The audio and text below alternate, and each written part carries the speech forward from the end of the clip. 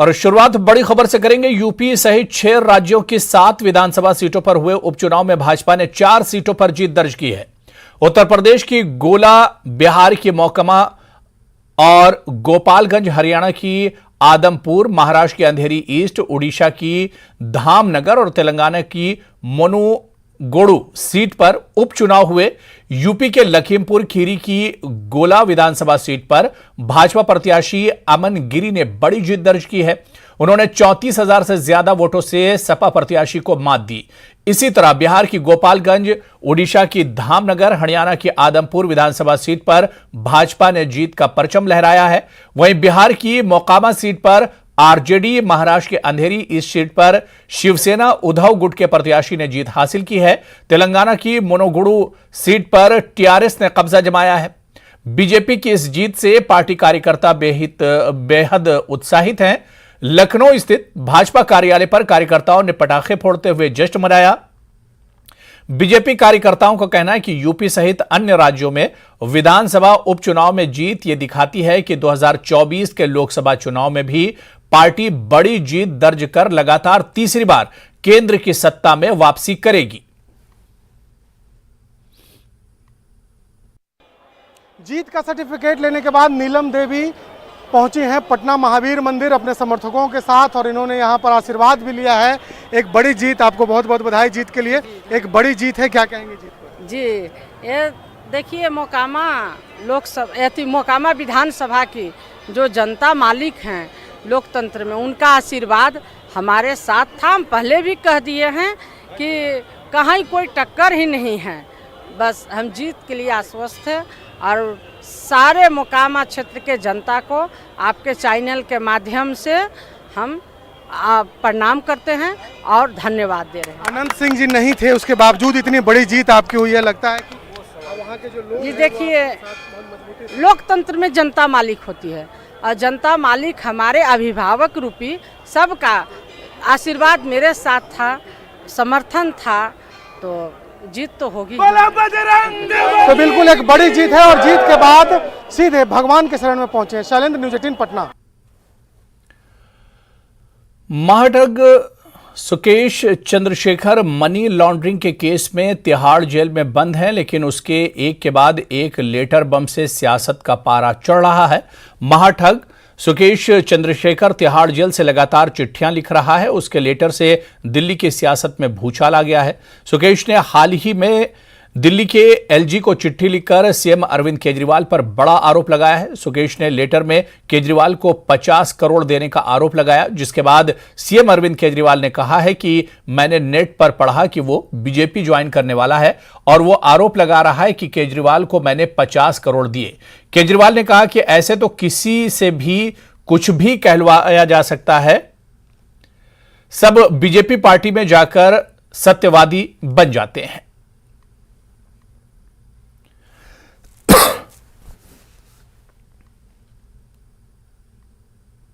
चलिए आगे बढ़ेंगे। कल रात भर पुंछ जिले के निचले क्षेत्रों में होने वाली भारी बारिश और पीर पंचाल के पहाड़ों के साथ साथ जिले को कश्मीर से जोड़ने वाली ऐतिहासिक मुगल रोड पर भी भारी बर्फबारी के चलते मुगल रोड को यातायात के लिए पूरी तरह से बंद कर दिया गया है।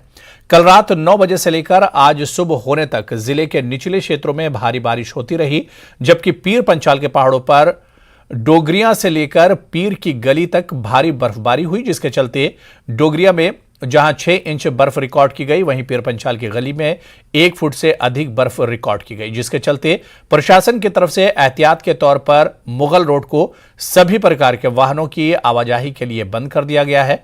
वहीं अधिकारियों का यह कहना है कि अगर मौसम साफ रहता है तो कल मार्ग से बर्फ हटाने के काम को अंजाम दिया जाएगा।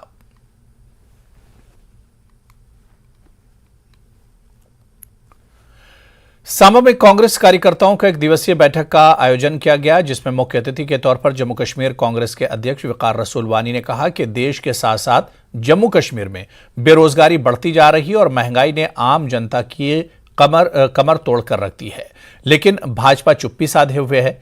वकार रसूल ने कहा कि जम्मू कश्मीर में हालात बेहद खराब हैं और लगातार कश्मीर में टारगेट किलिंग्स का सिलसिला जारी है। भाजपा ने कहा कि धारा 370 के हटने के बाद जम्मू कश्मीर में शांति होगी, लेकिन 370 हटने के बाद से जम्मू कश्मीर में आतंकी घटनाएं बढ़ी हैं। इस मौके पर अखिल भारतीय कांग्रेस कमेटी के संयुक्त सचिव और पार्टी के जम्मू कश्मीर के प्रभारी मनोज यादव सहित पूर्व मंत्री रमन भल्ला ने भी पार्टी कार्यकर्ताओं को संबोधित किया। इस मौके पर कई कांग्रेस के सीनियर नेता मौजूद रहे। कि हमारे जो लोग थे, जो मुलाजिम लगे थे कांग्रेस के टाइम में, चाहे कोई टीचर था, चाहे कोई पीटी मास्टर था, कोई मेडिकल असिस्टेंट था, कोई पटवारी था, कोई लेक्चरार था, कोई नायब तहसीलदार था, कोई जेडीओ रिटायर हुआ, रिटायर ही हो रहे ना, लग कोई नहीं रहा। अब गांव में जाओ 50-50 हर साल रिटायर होते हैं, नया कोई लग ही नहीं रहा है और नई आबादी बढ़ रही है, तो लोगों का भूखमरी का शिकार लोग हैं, लोग परेशान हैं।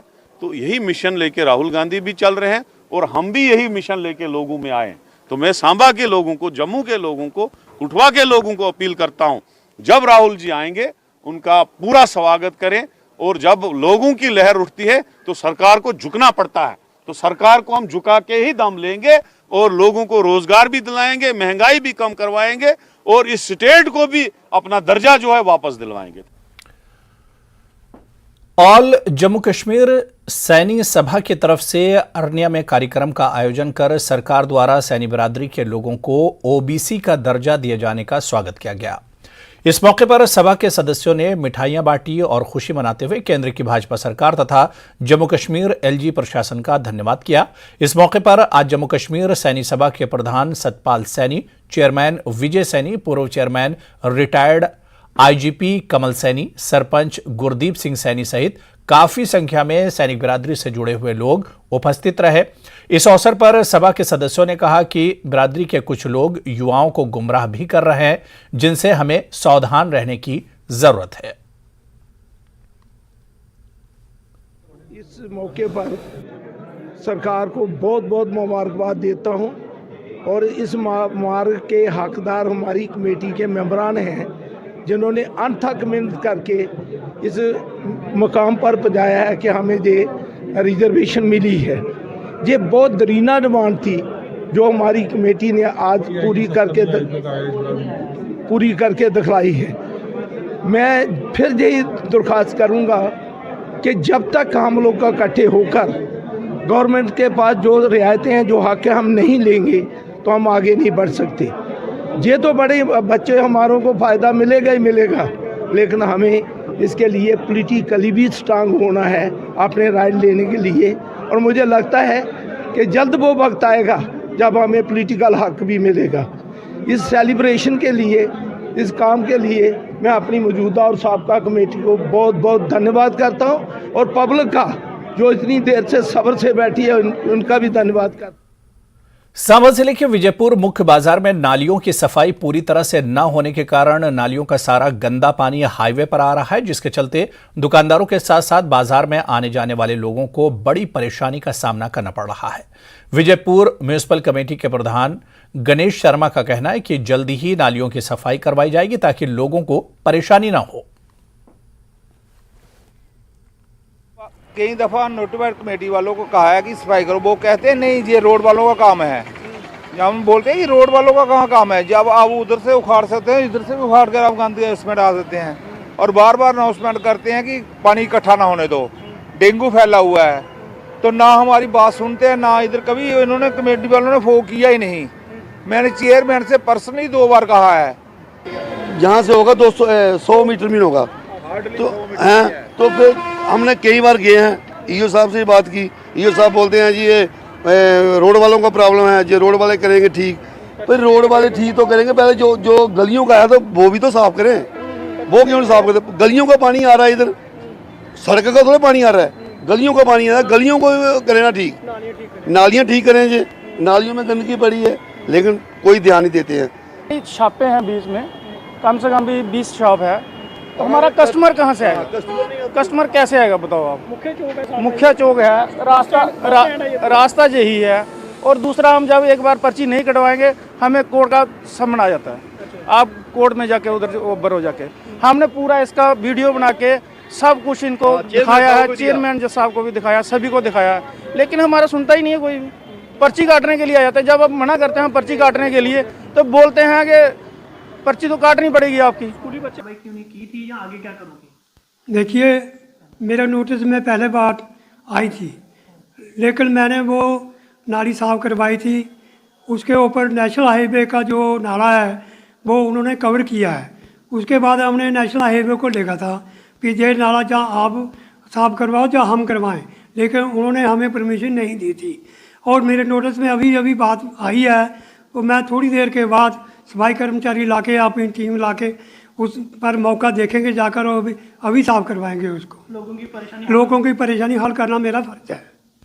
इस समय हम मौजूद हैं बीजेपुर मुख्य बाज़ार में और यहाँ आपको बताते हैं, आप देख सकते हैं यहाँ पर नालियों की जो व्यवस्था है वो बुरी तरह से टूटी हुई है। जहाँ व्यवस्था की बात करें तो बिल्कुल भी नहीं है। पीछे घरों से निकलने वाला जो पानी है वो बिल्कुल हाईवे के किनारे किनारे जा रहा है। और आपको ये बता दें कि यही जो सामने आप जो रास्ता देख रहे हैं, यहीं से जो सब डिवीज़न बीजेपुर का जो रास्ता है, अगर हम बात करें एसडीएम कार्यालय की, पुलिस विभाग के कार्यालय की, जहाँ फिर बात करें हम ट्रेजरी ऑफिस की, बीडीओ ऑफिस की, तो इसी रास्ते से सभी जो सीनियर ऑफिसर वो निकल के जाते हैं। और आपको ये बता दें, लोग काफ़ी रोष अपना व्यक्त कर रहे हैं म्यूनसिपल कमेटी बीजेपुर के खिलाफ। और ये इनका यही कहना है कि हमने कई दफ़ा इसके बारे में जो है वो संबंधित विभाग को जानकारी दिया, लेकिन कोई भी कदम जो है इसको ठीक करने के लिए नहीं उठाए जा रहे हैं। और ऊपर से अगर हम बात करें डेंगू के केस है वो दिन ब दिन उनकी तादाद है जो बढ़ती जा रही है। तो ज़रूरत इस बात की है कि इस निकासी को जल्दी से जल्दी ठीक किया जाए ताकि पानी जो है वो नाली के बीच में से जाया जा सके। न्यूज़ 18 जम्मू कश्मीर के लिए सांबा से मैं श्याम सुंदर। चलिए यहां पर रुकेंगे फिलहाल छोटे से ब्रेक के लिए।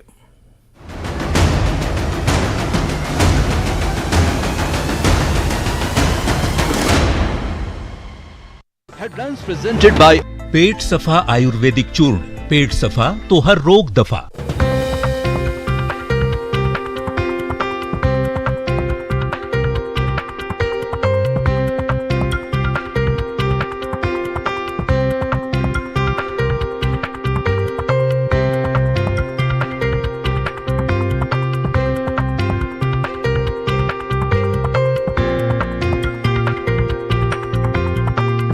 प्रेजेंटेड बाय पेट सफा आयुर्वेदिक चूर्ण। पेट सफा तो हर रोग दफा। 16 channels, 15 languages, 26 states, 1200 plus reporters, 67 plus crore viewers. India's largest news network, News 18 Network.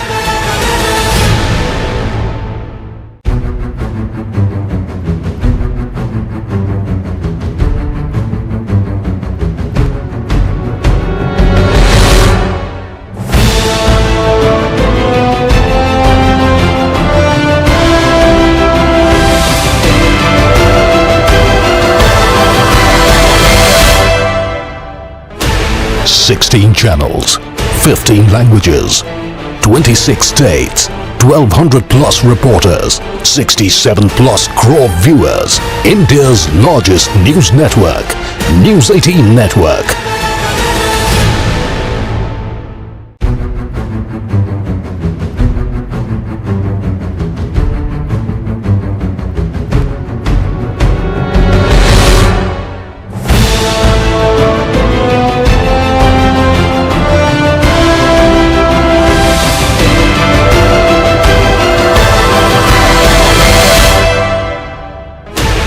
Sixteen channels, 15 languages, 26 states, 1200 plus reporters.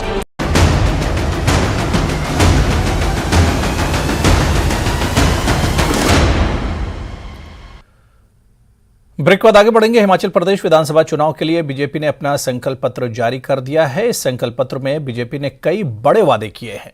BJP के राष्ट्रीय अध्यक्ष जेपी नड्डा ने शिमला में इस संकल्प पत्र को जारी किया। संकल्प पत्र जारी होने के बाद सीएम जयराम ठाकुर ने न्यूज 18 से खास बातचीत की।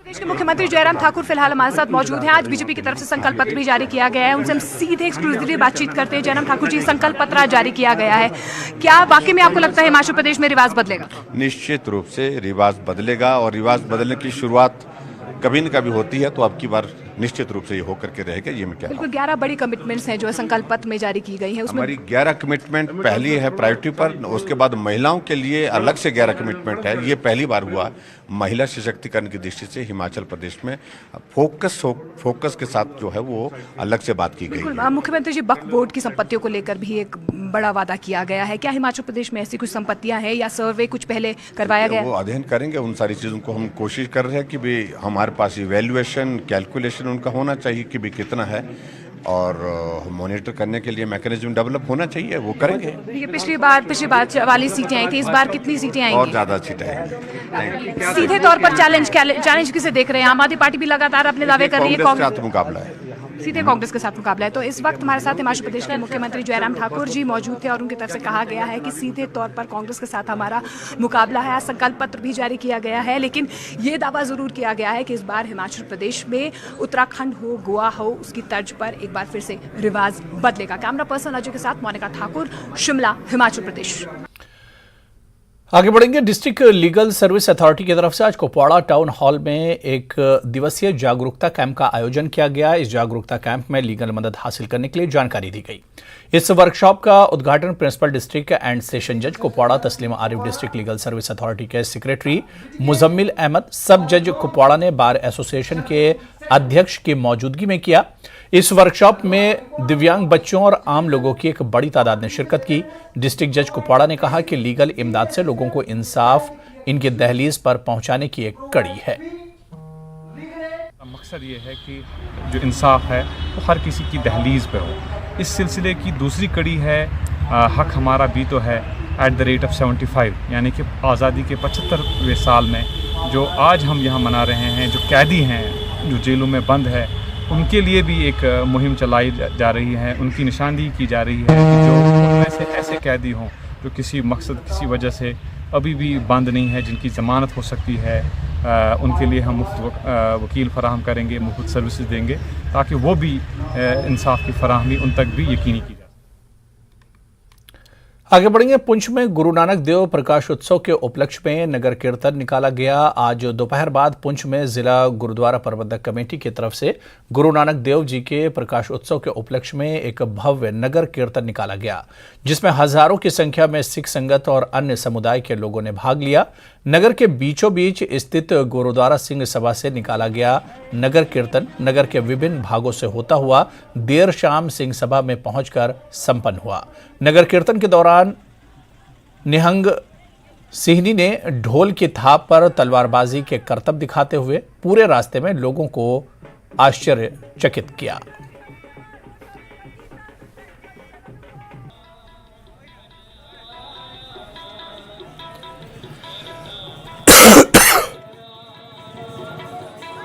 दातार प्राप्त गुरु नानक जग माए बिठाया।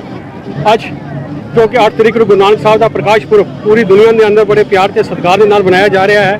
ਇਸੇ ਸਿਲਸਿਲੇ ਵਿੱਚ ਅੱਜ ਗੁਰਦੁਆਰਾ ਸਿੰਘ ਸਭਾ ਵਿਖੇ ਜੋ ਨਗਰ ਕੀਰਤਨ ਸਾਹਿਬ ਸ੍ਰੀ ਗੁਰੂ ਗ੍ਰੰਥ ਸਾਹਿਬ ਮਹਾਰਾਜ ਦਾ ਓਟ ਐਸਾ ਲੈ ਕੇ ਗੁਰੂ ਗ੍ਰੰਥ ਸਾਹਿਬ ਮਹਾਰਾਜ ਦੀ ਰਹਿਨਮਾਈ ਦੇ ਵਿੱਚ ਜੋ ਨਗਰ ਕੀਰਤਨ ਗੁਰਦੁਆਰਾ ਸਿੰਘ ਸਭਾ ਤੋਂ ਨਿਕਲ ਕੇ ਜੋ ਇਸ ਵਕਤ ਜੋ ਪ੍ਰਦਰਸ਼ਨੀ ਹੈ, जो गतके की प्रदर्शनी है कालज ग्राउंड में हो रही है, इसके बाद जो नगर कीर्तन है वापस सिंह सभा विखे जाएगा। आज गुरुपुरब है गुरु नानक देव जी का और हैप्पी गुरुपुरब मैं सबको कहना चाहती हूँ। ये थोड़ी देर पहले यहाँ पे कोविड हो गया था, 3-4 साल से कोई नगर कीर्तन नहीं निकला था। आज 3-4 साल के बाद नगर कीर्तन निकला और हम सबको बहुत ज़्यादा खुशी हुई कि गुरु नानक पातशाह के प्रकाश पुरब के संबंध में महान नगर कीर्तन जो कि गुरुद्वारा श्री गुरु सिंह सभा के विचों कटे गए ने। बिना मजहब मिलत आप जी देख रहे हो कि ठाठा मारदा संगतां दा समुद्र जड़ा है, इस गल का प्रतीक है कि इत्थे दी संगत का किस किस्म का प्यार, किस किस्म का सत्कार वो गुरु नानक पातशाह के नाल करते हैं कि अज किन्ने दिनों तो अमृत वेले प्रभात फेरियां दे विच और शामां दे दीवानां विच शामिल होकर तन मन तन दे नाल, खास करके मैं कहूँगा कि नौजवान बच्चे भी वो बहुत वड्डी सेवा करके सारे गुजरे ने। मैं इत्थे दी एडमिनिस्ट्रेशन का भी बहुत बहुत धन्यवाद करता हूँ। घाटी के ऊपरी इलाकों में ताज़ा बर्फबारी के बाद सर्दी में इजाफे के साथ ही कश्मीर की अनोखी मटन पकवान और हरीसा की मांग बढ़ गई है। हरीसा बनाने वाली दुकानों पर सुबह से ही ग्राहकों का जबरदस्त रश देखने को मिल रहा है। कुछ खास मसालों के साथ तैयार होने वाले हरीसा को कश्मीर में एंटी कोल्ड समझा जाता है। देखिए परवेज भट्ट की ये रिपोर्ट।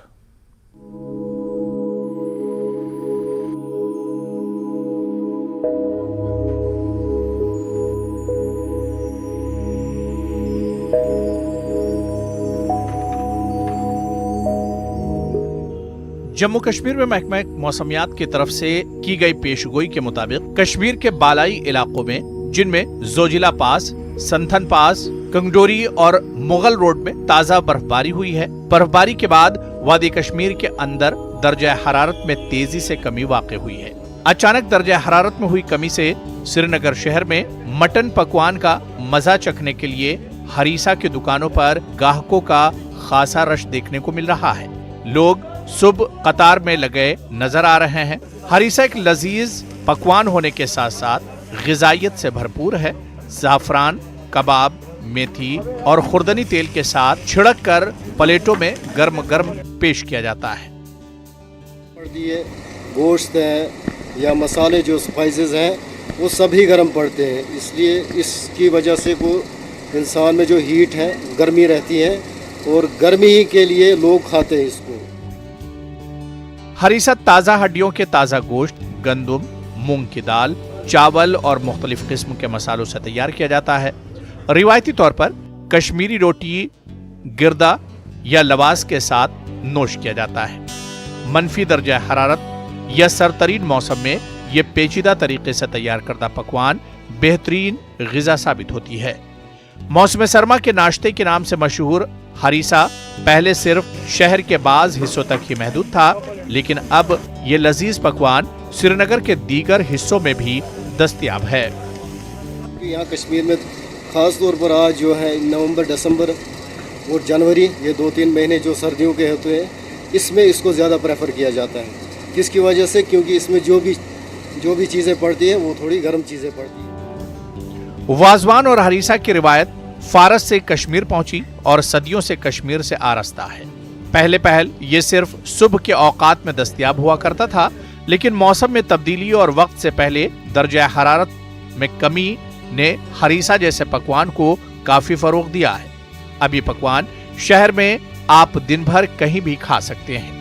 लोग दुनिया के मुख्तलिफ हिस्सों में इसे अपने प्यारों के लिए बतौर यादगार ले जाते हैं। दिल्ली से श्रीनगर आया हूँ और मैं अभी अपने घर भी नहीं गया, डायरेक्ट मैं इधर मायसूमा श्रीनगर हरीसा वाले के पास आया हूँ। तो मैंने पहले हरीसा खाया जो कि कुजीन है, ठीक है। तो इसमें ऐसे इंग्रेडिएंट्स यूज़ किए जाते हैं जो आपको ठंड से बचाते हैं। तो एक स्पेसिफिक फूड है जो विंटर्स में खाया जाता है, बहुत ही बेहतरीन चीज़ है। शुक्र खुदा का, यहाँ बहुत अच्छा काम है।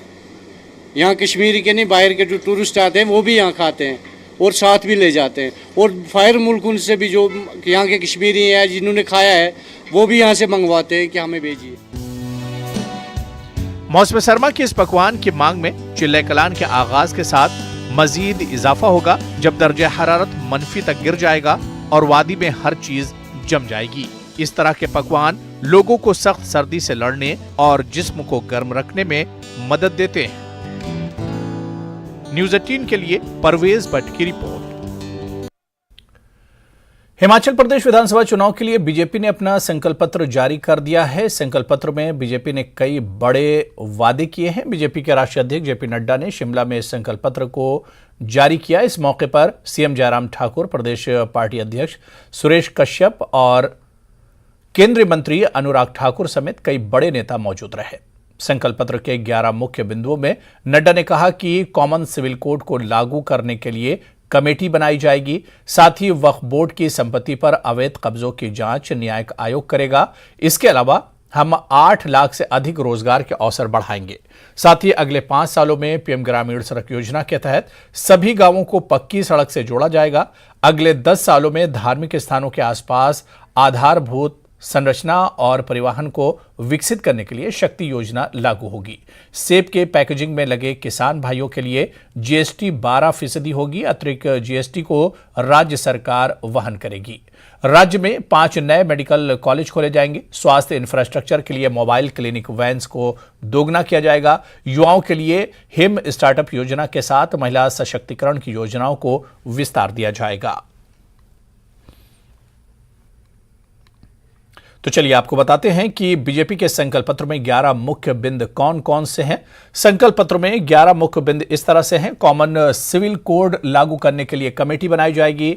8 लाख नए रोजगार देने का वादा किया गया है। धार्मिक क्षेत्रों के विकास के लिए शक्ति योजना बनाई जाएगी। वक्फ बोर्ड की संपत्ति पर अवैध कब्जों की जांच की जाएगी। महिला सशक्तिकरण पर जोर दिया गया। इसके अलावा सभी गांवों को पक्की सड़क, किसानों के लिए 3,000 रुपये की और मदद और सेब पैकेजिंग मटेरियल पर जीएसटी में छूट। इसी तरह से मोबाइल क्लिनिक का ऐलान किया गया है। 5 नए मेडिकल कॉलेज खोले जाएंगे। युवाओं के लिए हिम स्टार्टअप योजना का भी इसमें ऐलान किया गया है।